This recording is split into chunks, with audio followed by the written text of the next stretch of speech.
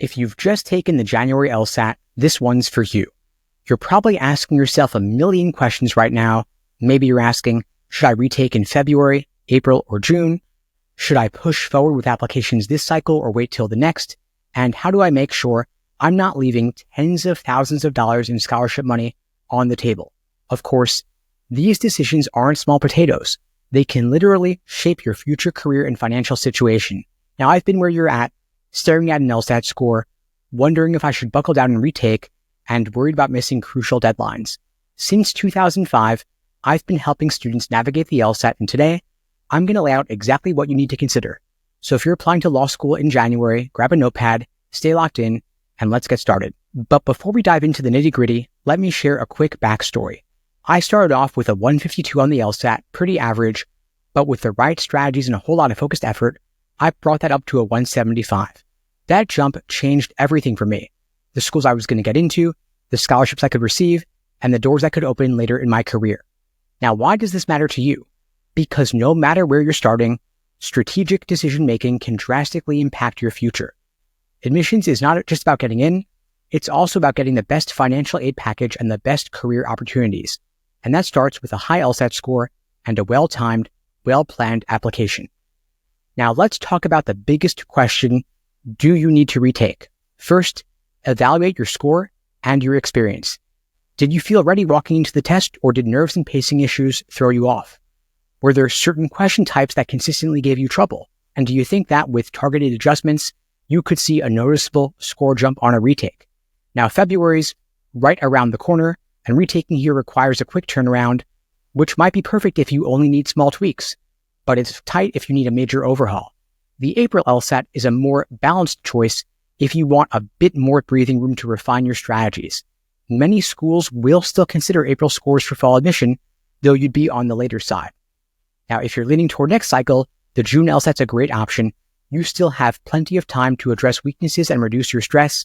This is ideal if you know you need a larger score boost and you want to do a complete reset of your study approach. Now, if you do this honest self-audit or assessment, that can save you a ton of time and energy down the line. If you suspect you're a few points shy of a threshold that could net you significant scholarships, retaking's a no-brainer. If you scored in a range that's comfortably in the bracket of schools you're targeting and you're not worried about scholarships, maybe pushing forward this cycle is fine. But if you are seriously considering applying to law school this year with your January LSAT score or a February or April retake, here are the pros and cons. If you apply this cycle, you could potentially begin law school sooner, especially if you already feel confident about your score. You've also got momentum. You've taken the January LSAT and you have all your materials ready or nearly ready, I hope. The downsides, though, the cons, are that scholarships may start to dwindle as the cycle goes on, and some schools have rolling admissions. You might also be rushing to improve your score in time, which could jeopardize your performance. On the other hand, if you wait for next cycle, you'll have a fresh start. You can use the months ahead to thoroughly prepare, retake the LSAT if you need to, and craft stronger essays. Plus, applying at the beginning of the cycle will often lead to better scholarship offers. The downsides, though, are that you're going to wait an entire year. The delay could affect your short-term career and personal goals. Your big takeaway: if the January LSAT score that you got isn't close to your target, or if rushing a retake feels overwhelming, you might be better off regrouping and applying early next cycle with a stronger score. Now, I want to stress something that many applicants overlook.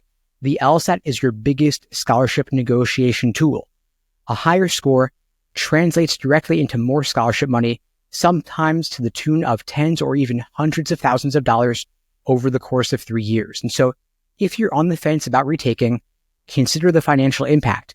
Even a small 3 to 5 point increase can be life-changing if it bumps you into a new score range that law schools reward with merit aid. Now, I remember working with a student, let's call her Jennifer, who was stuck in the low 160s. She was exhausted, grinding day and night, but not seeing big improvements. We shifted her focus from volume, taking endless practice tests, to precision, targeting her biggest weakness areas with mini drills and deep reviews. Long story short, she jumped up to a 172, which unlocked a significant scholarship.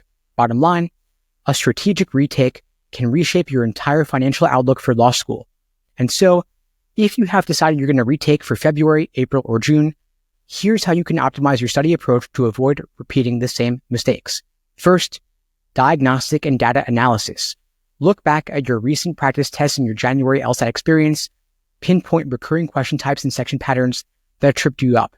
So don't keep it generic and say, I need to improve on reading comp. Get more specific.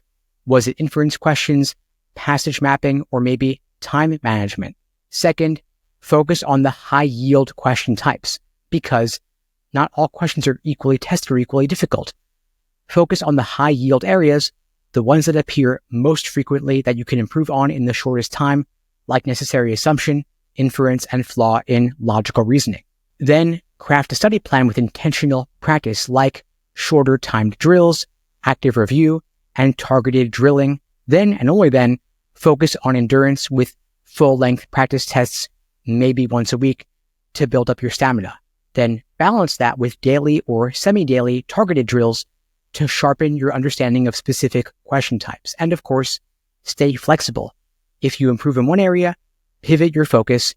Don't get stuck in the same routine if you've already mastered it. And of course, continuously update your approach based on the results you're seeing in your practice. But avoid burnout at all costs. It is real, especially when you're retaking under time pressure, say for February or April. To avoid mental and emotional exhaustion, set clear boundaries on your studying. Decide how many hours per day or per week you'll study and stick to it, quality over quantity. Then practice active recovery with short breaks, exercise, or something fun to recharge your mental batteries. A tired mind is prone to mistakes. Also, check your mindset. Retaking the LSAT is not life or death. Detach your sense of self-worth from a single test, and that can actually lead to better scores in the long run. Now, let's talk about some mistakes students tend to make in the final weeks. These are common pitfalls I see time and time again. First big one is overtesting.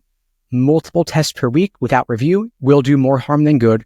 Burnout is practically guaranteed if you're taking exams on consecutive days, not allowing time to learn from your mistakes. So space them out, maybe 1 or 2 exams per week, along with detailed review. That may be enough. And don't ignore your strengths either. If you solidify those areas, that can help you lock in easy points. Avoid destructive self-talk. Don't say to yourself, I'm not just good at logical reasoning or I always bomb reading comp. That could become a self-fulfilling prophecy. Stay positive and solution-oriented.